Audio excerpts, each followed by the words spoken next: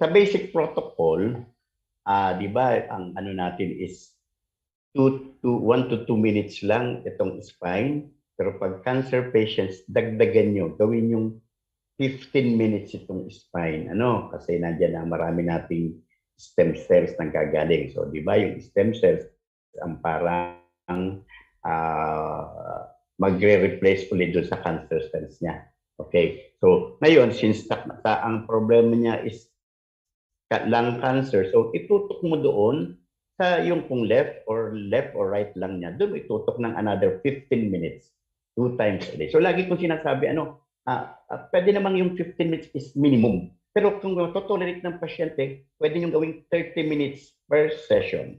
Aside from the basic protocol. Kaya lang, pag gagamitin natin yung classic, kung naka 20 minutes ka na dito, so 15 minutes to, so 35 minutes yun. Kasi kung magiging 30, medyo sobra ka na. So, wala namang problema kung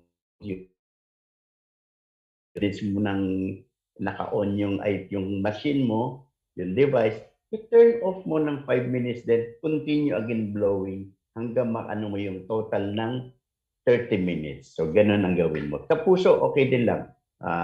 Okay lang i-blow mo yung heart area niya. Alright. Another Thank 5 you, Doc. to No?